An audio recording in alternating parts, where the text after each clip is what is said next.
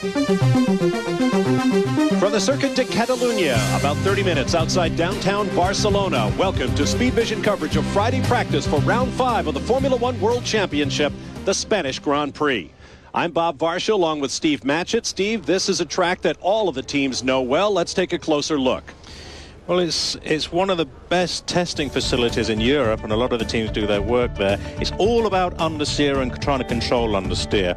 The corners are 2, a little bit of 4 and 9. They're very high-speed corners around the Renault there, and the Repsol corner to a degree, and then Kampsa is the big one.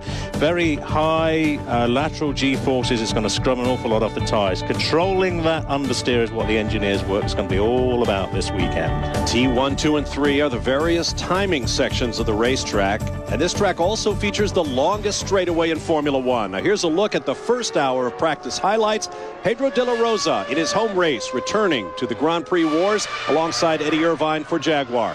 But David Coulthard has been the class of Friday practice thus far in the McLaren Mercedes, of course with the full boat of electronic driver aids returning to Formula One after a 7-year absence. Juan Montoya, however, continues to struggle. The Williams team has been very upfront about the fact they have not optimized traction control and the automated gear shifts. Those may have contributed to that off for Juan Pablo Montoya, still looking for his first Grand Prix finish. It's also not been a good day thus far for the Jordan team. Here, Heinz-Harald Frentzen goes off at a very rapid rate, one of 2 offs at the same part of the track for the German. He finished the morning session in 14th. His teammate Jarno Trulli, clutch problems, barely scraped into the top 10. Now, Ferrari, this is Rubens Barrichello off and on. Yeah, and also making an introduction back here is launch control, an automated start procedure. You just see now Michael Schumacher at the end of the pit lane going through a start procedure to check. Switches the button on there, he's hit on the left of the steering wheel. Revs increase, he's checking everything, and then he'll just click into first gear. Off it goes, fully automated. Not a sign of wheel slip, and away it goes. The perfect textbook start, computers. That's what's made the difference there. Jacques Villeneuve going down the end of the pit straight. Big engine blow up from the Honda. Now, this was apparently just after an automated start procedure, and you see something. Catherine wheels bounces off the pit wall, then Catherine wheels into the middle of the screen. Now, we're on board with Barrichello. Watch his right hand and listen to the upshift notes. Did you notice how he took his right hand off the steering wheel to remove the tear-off visor from his helmet? The automated sequence on the gearbox automatically upshifted. Now, to watch him as well as we're going around the circuit, he will now preset downshifts coming into the corner with his left thumb as he touches the button, just going in now. The engineers can preset that into the steering wheel, 6th to 2nd or 5th to 3rd, whatever they need. Here's a look at the Session 1 results. David Coulthard in the McLaren, about a 10th off of the Grand Prix lap record set by his teammate Mika Häkkinen at 1 minute 20.262 seconds. Then the Ferrari drivers, and of course the team of the Prancing Horse, was saddened this past week, as was all of the motorsports world, by the news of Michele Alboretto's passing. The 44-year-old 5-time Grand Prix winner killed in a testing accident for the Audi team at the Lausitz Ring in Germany. Our thoughts go out to his widow Nadia and their 2 daughters.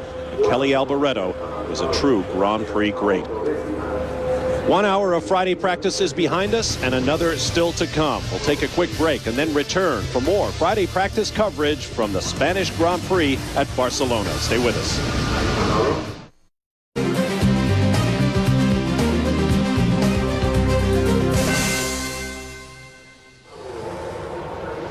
Welcome back to Friday practice for the Spanish Grand Prix. Bob Varsha, Steve Matchett with you, and the Jordans roll off. Jarno Trulli followed by Heinz-Harald Frentzen, and there goes Olivier Panis in the BAR Honda. Typically at Barcelona, a track at which all of the teams test, as you look at Juan Pablo Montoya rolling out in the Williams BMW. Steve, we're not used to seeing a lot of Friday activity. No, well, the engineers have certainly got all their work cut out, you know, with the new regulations changing, with traction control back in and automated gearbox changes back in and automated differential controls back in. The engineers have been working overtime.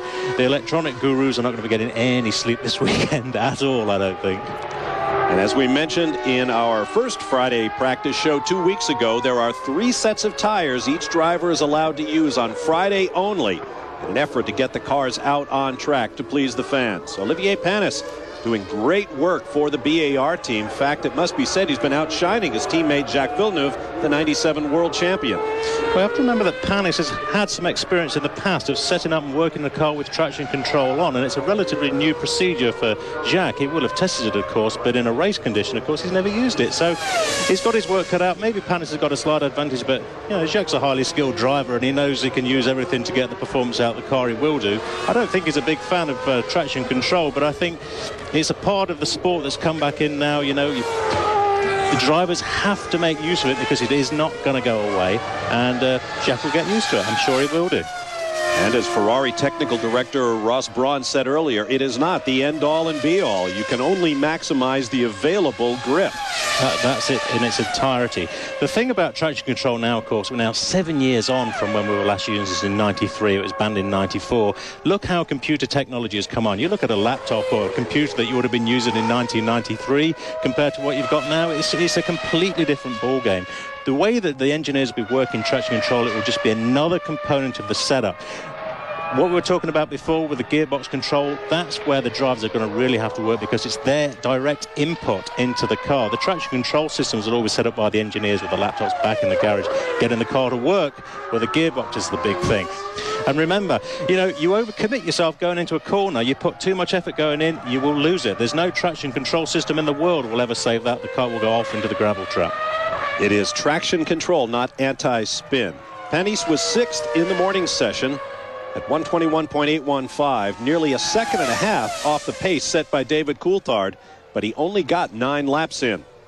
There you see how he compares with Coulthard through the second intermediate, still 1.4 seconds off of Coulthard's pace. This track is very abrasive, very hard on tires. Panis has let off now. Wants to come in and have a look, maybe make a change to the car. Or perhaps just get a piece of clean racetrack to drive on. Well, these Friday practice sessions, the times, you have to be very careful how you interpret these times because we don't know what different tyre specifications the teams are running. We don't know what fuel, which is the big thing. We don't know what they're running. And, of course, also, the teams have now got to use, the drivers have got to use a mechanical system for adjusting the brake bias. They can no longer use electronic or hydraulic motors to adjust that. So they've got to get used to setting up the brake bias for individual corners as well. So you'll probably notice that one sector time will be very quick, the other two will start to drop off because all the drivers and teams are doing, concentrating on a third of the track. We saw Rubens Barrichello climbing into his Ferrari. Meanwhile, his team leader, Michael Schumacher, is on track, coming into this 5th weekend of the season, tied with David Coulthard for the World Championship lead. Down the long front straightaway, the longest in Formula One, and hard braking for a sharp right-hander at turn 1. This is the Elf series of corners.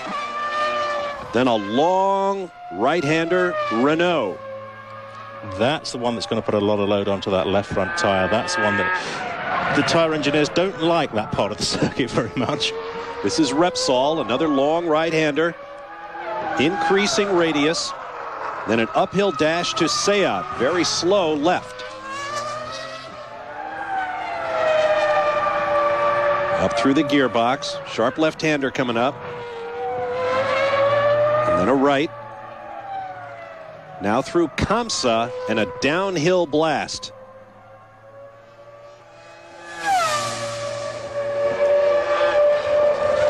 He too well off the pace set by David Coulthard through the second intermediate. This is the Bank Sabadell corner where last year he nearly drove his brother Ralph off the road to allow Rubens Barrichello in the second Ferrari through.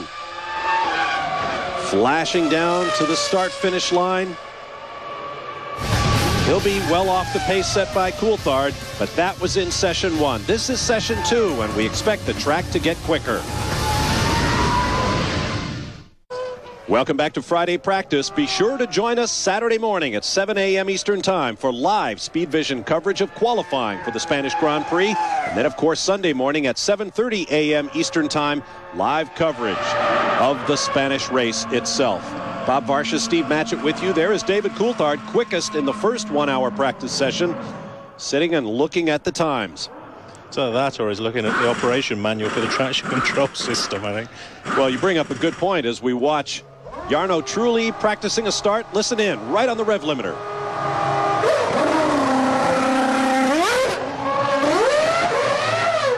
that didn't look copybook perfect. I tell you what he did there. He wasn't very happy with the way the electronics were working and switched it off, which is why all of a sudden you started to see wheel smoke. I think, you know, it's a safety procedure in case that launch control doesn't work. Switch it off and go back to manual. This is Tarso Marquez a few moments ago, locking them up very early in the braking area, but he got his foot off the pedal before he squared off the tires. Yeah, I guess what he did there, the engineers must have pre-programmed a downshift and got their sums wrong for that corner. Also had a quick look at Michael Schumacher through the corner. This is Rubens Barrichello. You have to wonder what the Bridgestone engineers have cooked up following the first win for Michelin in its return to Formula One. Ralf Schumacher with a brilliant drive in Imola, Italy in the San Marino Grand Prix 2 weeks ago. Watching Barrichello around the start-finish line. 2.149 seconds slower than David Coulthard. But keep in mind, this is simply timed practice. This is not qualifying and surely not money time. There's Mika Häkkinen, holder of the lap record. Winner for the last 3 straight years here at Barcelona. With his teammate David Coulthard second on all 3 occasions.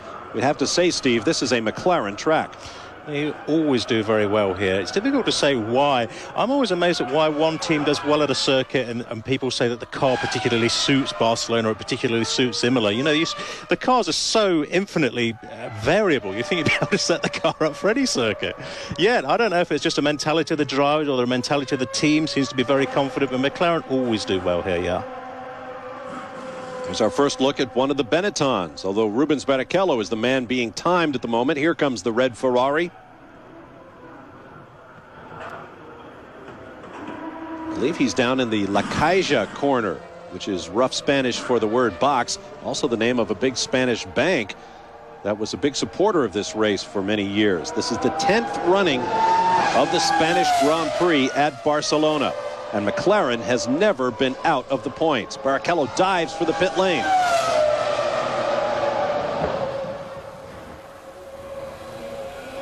Second quick thus far in the session. Practice his pit technique.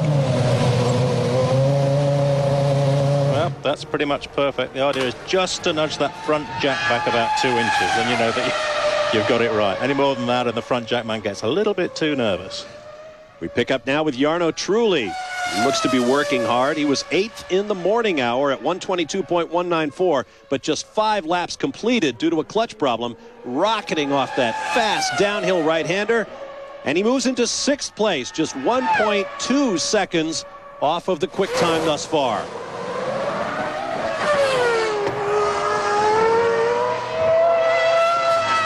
Jordan team, the quicker of the 2 Honda-powered teams. They've put the BAR squad in the shade thus far this season. And truly, you can see, is working very hard. Fantastic amount of commitment needed by the drivers to get the most out of the car around the circuit. And again, as we've touched on before, you know, no amount of electronics is going to stop that car leaving the circuit. If you put too much commitment going into the corner, it'll go off. There's no doubt about that. I mean, Trulli was right on the ragged edge there coming out of the last corner just as we're blasting down the straight. And that's a good indication of how much commitment you need to get the car to work well here. Just a 10th off at the first intermediate. Checking him now at the second, at the top of the hill on the infield. Ooh, he's lost a lot of time. An additional 1.2 seconds off of what David Coulthard was able to do in the McLaren Mercedes. This is another circuit where the cars really would like to put some more, have some more wing on. But as the regulations that are concerning the aerodynamics have again trimmed the wings back, this circuit is a high downforce track. The engineers want to put more wing on to try and control that understeer. They can't do it, and you know, undoubtedly the tyres are going to suffer as a result of that. Good look down the front straightaway as the cars disappear at an incredible rate. Here's Enrique Bernoldi in the Arrows. Practice start.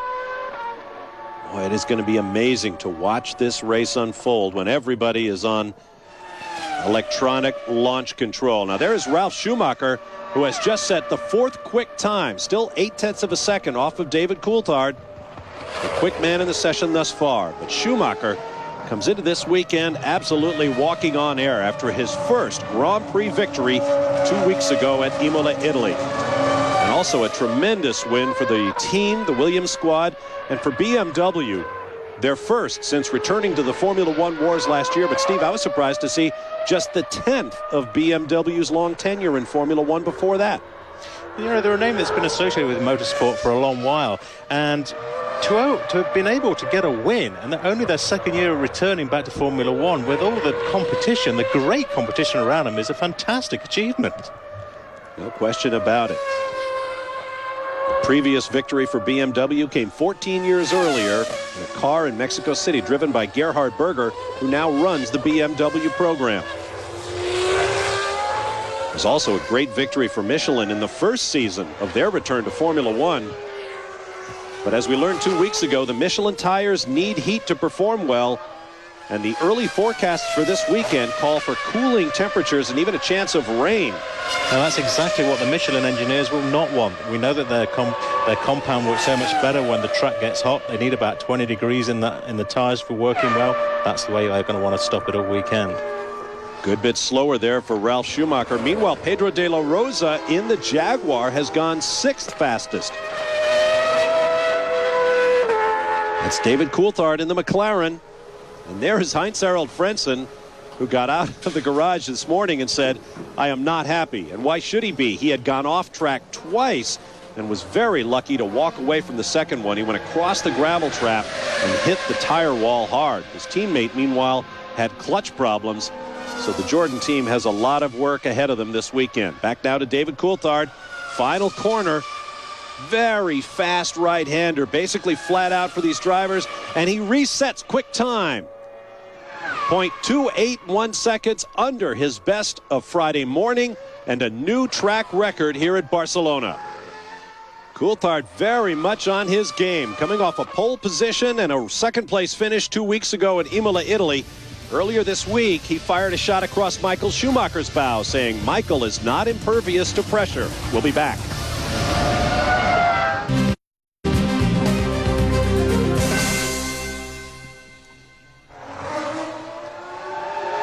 Welcome back to Barcelona as Friday practice continues. The second of 2 one-hour sessions. Mika Hakkinen looks like is going to try a practice start. Listen.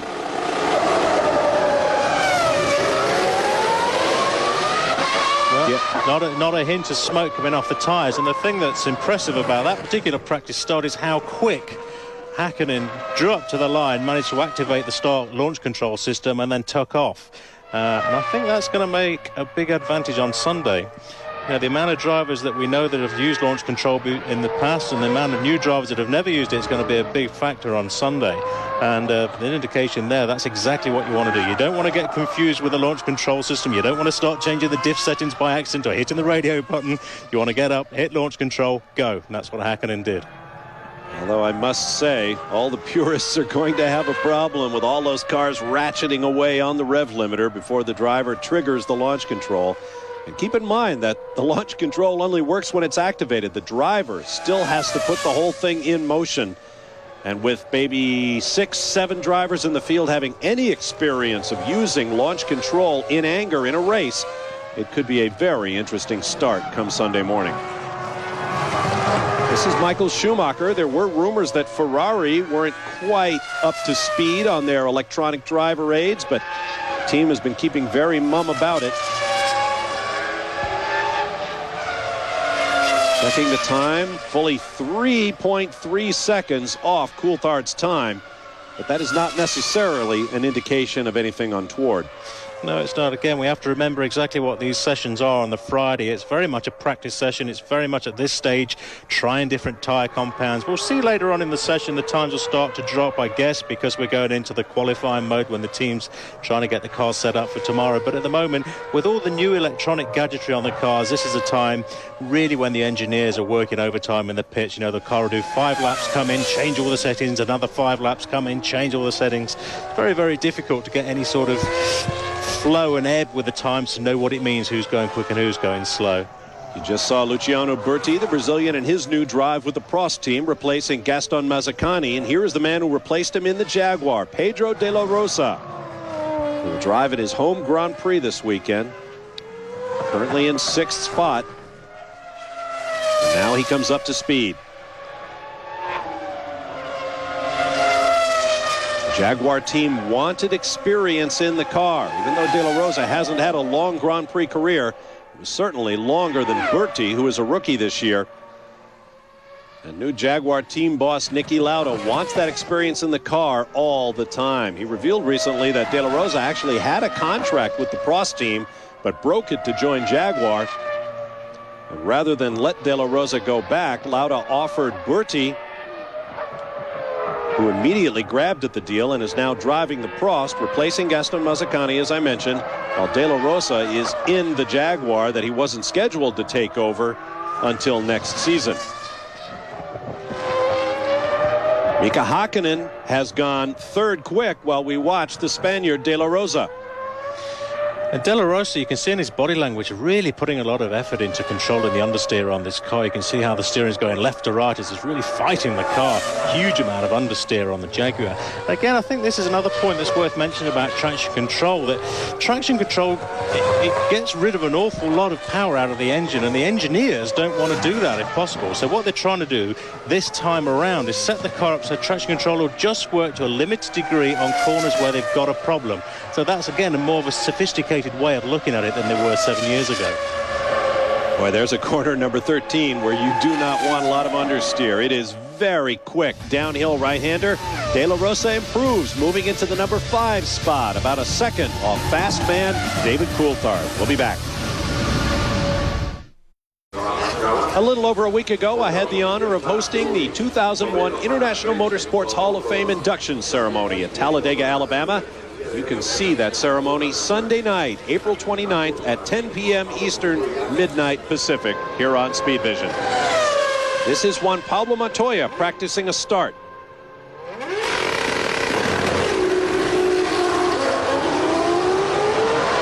Yeah, there he goes. Now, that noise that sounded like a misfiring engine is not really the traction control at work there. That is just the rev limiter on the engine there to stop the engine blowing itself to pieces. Didn't look like a particularly good getaway. As I mentioned earlier, the Williams team has confirmed they are a bit behind in the development of their electronic packages, but it's probably worth pointing out, Steve, that there are different kinds of ways of achieving traction control. Yeah, there are all sorts of parameters on the engine that the engineers can play with. You can change the fuel, you can retard the ignition, you can close the throttle down. As a very primitive method, you can even spark cut the engine, which is where all that popping and banging used to come from. But there is so much, there are so many ways of controlling it that it's impossible really to detect when traction control is being used. And you know, I know some of the drivers don't like it, and I can understand why, and I can understand some of the purists being upset with it, but it's what we've got, and we have to get used to it, and the drivers have to make best use of what they've got on the car. This is Michael Schumacher, currently 4th. The inside of that right front tire seems to be pretty well abused. Well, we know that Michael Schumacher likes to set the front of the car up with a lot of camber. That is the tyres leaning in at the top, and that moves the contact patch towards the inside shoulder of the tyre. So it's an indication of how much camber Schumacher's running on the car, and we'll start to see that increase as the laps go on to that the inside shoulder will wear more and more. That was a Colombian flag waving, urging Juan Pablo Montoya on. You see, the car is not quite as quick as Enrique Bernoldi, who set the fastest straight line speed thus far in the Arrows. It was through the speed trap at the start finish line. 317 kilometers per hour. Probably a good bit quicker than that at the end of that front straightaway before they hit the braking zone. Okay, I think you can get about 205 mile an hour out of these machines just before you have to slam the brakes on. And of course the wings are taking a tremendous pounding. And it was at that point in the off season where Luca Badoer had that big accident test in the Ferrari where the suspension collapsed right down at the bottom of the straight there, 200 odd miles an hour. Ooh, Montoya flying up onto that curbing and gathering up the car. Incredible to watch the way these cars change direction. And he is fully 3 seconds off of David Coulthard's time through that intermediate point. Now he starts the downhill plunge from the New Holland corner. odd to name a corner at a Spanish racetrack for a tractor made by Ford, but there it is. Across the line he comes, 4.5 seconds slower than David Coulthard, but once again he is working on his own agenda. Good look across this racetrack. Now here's Jean Alesi in the Prost practicing his launch control starts. And his head just jerks back in the seat. It might not look such an impressive start because of the lack of tyre smoke, but Alesi's head snapping back is a good indication of the amount of performance coming from that engine when it shoots off the line. Oh, Juan Montoya appears to have lost an engine. Currently 11th at 122.020, but he will lose valuable time because, of course, the T car is not allowed to be used in Friday practice. So the Colombians' mechanical woes continue, and if it is in fact an engine meltdown, that could be a big problem this weekend. We'll be back.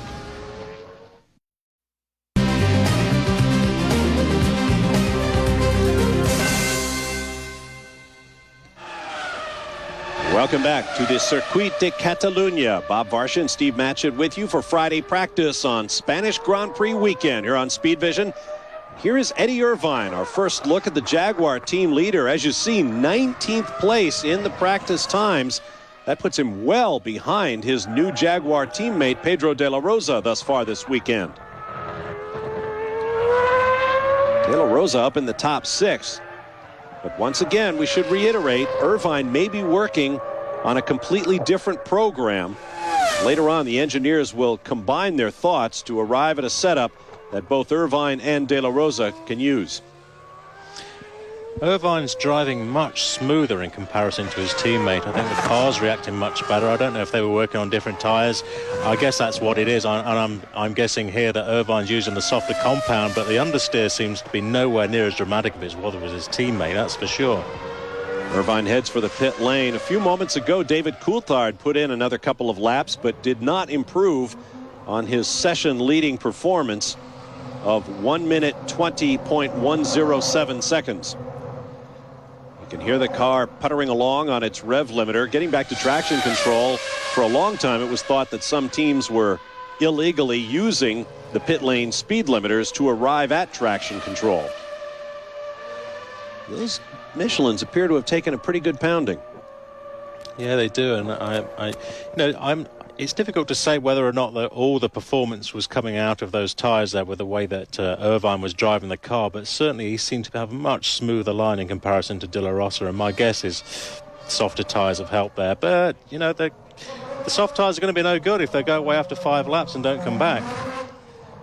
As we check the times with the waning minutes of this second 1-hour Friday practice session approaching, it's interesting to note, despite the fact that the electronic driver aid packages are back on as we watch David Coulthard, his teammate Mika Häkkinen refers to it as, we're back to gizmo time. At the top of the timesheets right now, the McLarens are first and third, the Ferraris second and fourth. So the king is dead, long live the king. No change. Coulthard trying to better his own Friday leading performance. A little bit slow at the first intermediate. Consider that a year ago, David Coulthard raced to the podium here in Spain just days after that devastating plane crash that killed the pilots of his private jet and broke a rib on Coulthard, as well as injuring his then fiancée, Heidi Wyszynski, and his personal trainer. It was an incredibly courageous performance to come here and race and dedicate his performance to the memories of the dead pilots. Coulthard seems to have a completely different mindset this year. You know, he looks a completely different character, and his body language in the car again is suggesting that the car is working beautifully around him. He's done an awful lot of testing in his time as well, and he's I think his ability to use the electronics is coming to the fore as well, and certainly the McLaren team have got their electronics package to work particularly well around this circuit, that's for sure, judging by what we've seen so far. And not to put too fine a point on it, but David Coulthard, in addition to coming in off a pole performance 2 weeks ago and a runner-up finish in the San Marino Grand Prix, he is also outperforming his teammate Mika Hakkinen, who has considerably more experience with traction control. We'll be back. Welcome back to Barcelona. Michael Schumacher on track. Here's a replay of him getting it just that little bit wrong, but dirt tracking it. They can still slide the cars despite the return of traction control. Which takes us back to the point made by Ross Brawn, the Ferrari technical director, earlier this week. It doesn't create traction, it just helps you to optimize what's available. And now, of course, the teams are able to optimize the differential settings as well.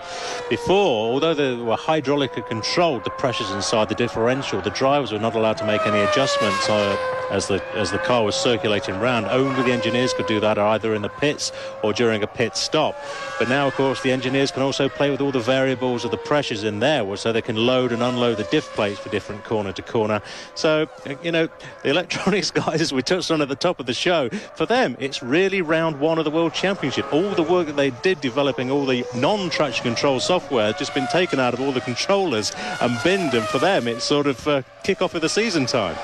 And it's not all give to the Formula One teams. Along with this new package of electronic aids, some things have been taken away as you watch Michael Schumacher pulled within a second and a half of David Coulthard's time. For example, the teams are no longer allowed to have power-assisted brakes or steering in order to avoid teams using computer-controlled brakes or steering. There's Ralf Schumacher, currently 6th, as you see. Seems to be the biggest thing that the FIA's regulations have gone in for, as we just watched the McLaren go through another start procedure, Hakkinen in the car. And again, how quick he comes to the line, can activate the launch control software and get away. It's going to make a big difference on Sunday afternoon when those guys are sitting on the grid and the tension's up and the heat's up and everybody's getting ready to push off from their line. It's going to make a big difference. There you see the clock at the bottom of the screen. Less than 15 minutes to go in the session. This is Heinz-Harald Frentzen in the Jordan Honda. Ron Dennis, the major domo of the McLaren Mercedes team, has been walking around with a very satisfied smile on his face this weekend. I think McLaren feels they really have something for everyone this weekend. And why not? When you come into a racetrack where you've been 1-2 the last 3 years in succession, you have every right to feel confident. Well, McLaren have got some excellent engineers. Everybody knows that. And we all know that the organisation around McLaren is massive. Their electronics expertise is massive. And this is probably one reason why they're looking so good this weekend, as they've got the electronic situation sorted. Remember, at the start of the season, it was Ferrari that really vetoed the return of traction control until now, because they wanted to concentrate on getting the right electronics package together. Paul Stoddard from Minardi came out with an interesting comment. He said, you know, it's one of the simplest things we do. You know, you write traction control software, it's probably a few grand's worth of technology, you put it into the car and you go racing. Well, in fact, it's not that easy. You know, it's like saying the Minardi's an equivalent race car to the Ferrari or the McLaren. You can build a race car, but it doesn't necessarily mean it's the best out there. And Ross Brawn's idea of traction control and all the electronic sophistication is very different from how Minardi see it. And of course, they lost Tad Chapsky, who's gone back to Benetton now, the former Ferrari electronics guru. So they've had to replace him. And the loss of one key guy like that can put the program back enormously. All very well saying Ferrari got 650 odd employees, but there's only 2 or 3 people at the sharp end, the cutting edge of the electronics, as far as electronics go, and that's the guy they need to replace. The Jordan dives for the pit lane. Here comes Michael Schumacher. The Jordan certainly looks squirrely. It's a lot warmer now than it was this morning. And that track may be getting slippery. Schumacher, no improvement. The Ferrari remains 4th on the timesheets. The Jaguars being pushed back into the garage. Meanwhile, the TV cameras are gathering down at the end of the pit lane, where Giancarlo Fisichella is practicing his starts in the Benetton Renault. And away he goes. We'll take a break and return to Barcelona. David Coulthard still quickest.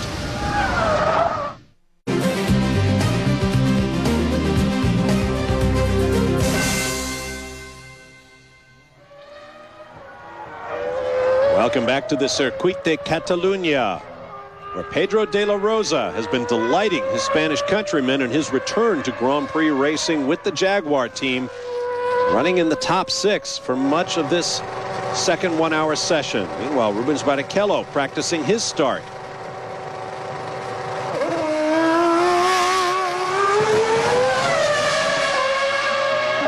It appeared to work fairly well. Sure, if Rubens is practicing something that he might use coming out of the pit stop, because we noticed that the refueling flap was open there and closed as he left the pit lane, which is exactly what you'd expect after a refueling stop.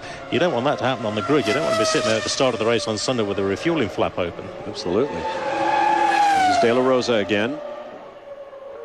His best speed through the trap at the start-finish line, 310 kilometers an hour. That's about 192 miles an hour, although he was just 305 that last time through.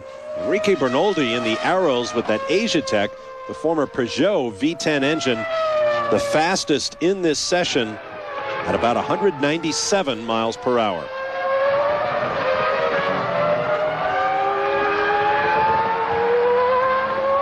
Remarkable the way De La Rosa has outpaced his teammate Eddie Irvine, although, as I mentioned earlier, Irvine may be working on other aspects of the car that don't allow him to get a quick run in. It'll be interesting to see if they allow Irvine to run on low fuel with fresh rubber and set a time before this session is over.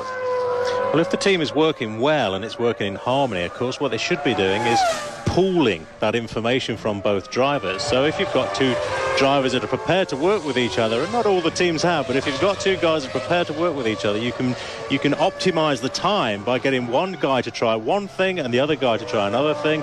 You optimize the two cars, you get the results together and think, okay guys, that's work, let's put that on both cars and try that. That's how a good team should work. De La Rosa got off the gas for a moment there. Meanwhile, picking up Rubens Barrichello in the Ferrari. Ooh, man, way out by that white line.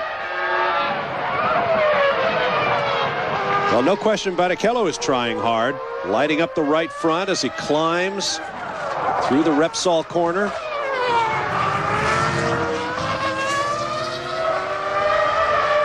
Five minutes to go in the session, so we should see some qualifying practice along here. Barrichello right out on the curbing.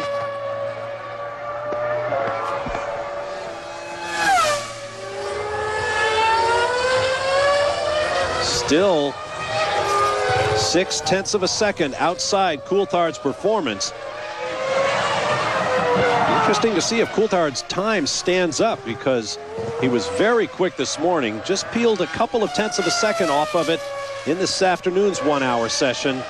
And if he remains at the top of the charts when he is ostensibly working on race setup, that would be pretty extraordinary. Meanwhile, Eddie Irvine has gone to second quick, answering my question with a lap at 1:20.615. And there is Irvine, obviously on a cool-down lap. Our pictures coming from Spanish television. There you see the numbers. It's still half a second off of what Coulthard did in the McLaren. Well, we know at this stage of the Friday practice sessions that it's very easy now the cars are in qualifying session to get as much fuel as possible out of those cars and trim the thing right down. And the fuel in the cars when you're doing race setup and the difference when you're doing a qualifying setup is pretty immense to the lap times. And I think Jaguar are trying to get as much exposure as possible in these closing few laps. Saw a yellow flag at the top of the hill there just before Irvine ducked into the pit lane. I'm not sure what that was for. Look at the width of the pit lane here in comparison to where we were a couple of weeks ago at San Marino Grand Prix there. It's about 3 times as wide. Spinning down through the times, Michael Schumacher bumped back to 5th. De La Rosa, though, still right there in 6th in the other Jaguar. I wonder if Jaguar has something for the Grand Prix field this weekend. And look at those tyres as they just pulled the car back inside. They were certainly a new set of tyres that were on that car. Hardly any wear on them at all, and certainly no graining. Jacques Villeneuve in the BAR Honda slowly down the pit lane. Looks like he's going to try a practice start as well. Now he's waving everyone aside. Well, he's going to that little bit of the pit lane there to do a practice start. No, and he hasn't got that. You can see his displeasure there with the launch control, and if that happens on Sunday, he'll have a stop-go penalty for jumping the start. There's no doubt about that. The BAR electronics engineers have got some work to do there to get that ready for Sunday. Finally, he gets it underway. As we mentioned, Jacques Villeneuve, despite his 1997 World Championship, is not experienced at using electronic traction control or the launch control, and he has not been particularly over the top in his support of the concept, it should be said. Ralf Schumacher currently 7th in the BMW Williams.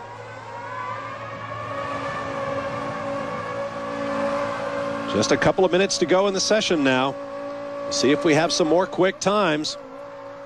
Now here's a replay. This may be the reason for our yellow flag at the top of the hill. Ralf Schumacher off across the gravel trap and back on.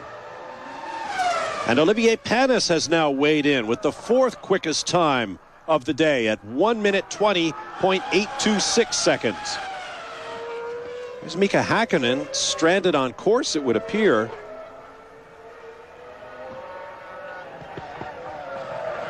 This is just down in the S's at the end of the long front straight in the Elf corners. 1 minute to go in the session now. There you see the clock. Häkkinen rolling again. We're beginning to see marbles building up on the outside of the racing line. Here comes David Coulthard. As the tire war heats up, Michelin having drawn blood at the San Marino Grand Prix 2 weeks ago. Bridgestone working to get back on top. And that means softer tires. And likely we will see bits of that rubber, the marbles, building up on the racetrack. David Coulthard with that time set, as I mentioned, very early in this 1 hour practice session. Appears to be right on top of his game again this weekend. And the car is working beautifully.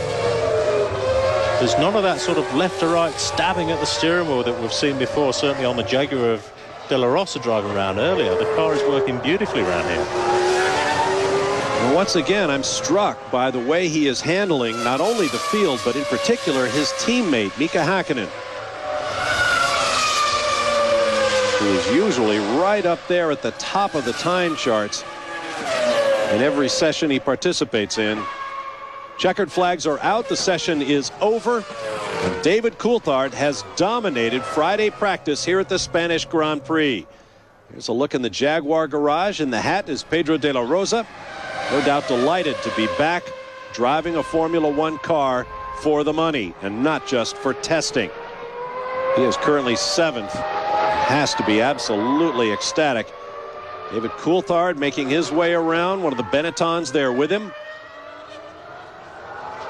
They will dive for the pit lane, and then the drivers will head for the motorhomes to sit down and examine the computer tracings, try to find a setup for tomorrow afternoon's qualifying.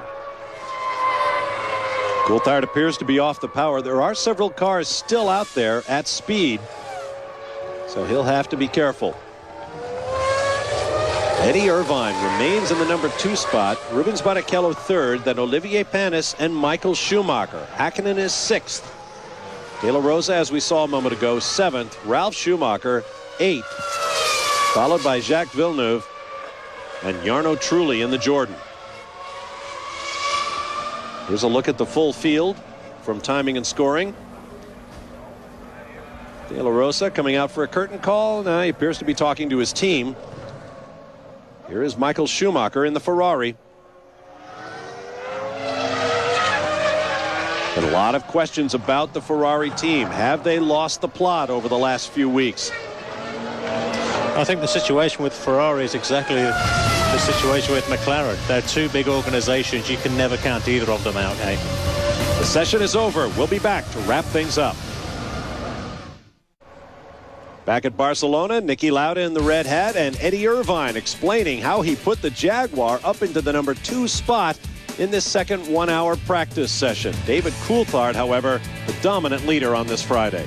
Yeah, and I think the situation with Irvine is clear that they were running with hardly any fuel in the car. They were probably running on fuel vapor, and they had a very new set of tyres, and they wanted all the exposure for the team they can. It worked very well for them, though.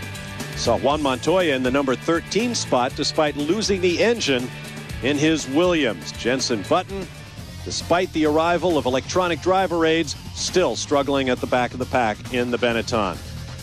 Be sure to join us as we bring you live coverage of qualifying for the Spanish Grand Prix. That will be Saturday morning at 7 a.m. Eastern Time. And, of course, the race on Sunday, our pre-race coverage beginning at 7:30 Eastern. Until then, I'm Bob Barsha for Steve Matchett. See you this weekend in Barcelona. So long, everyone.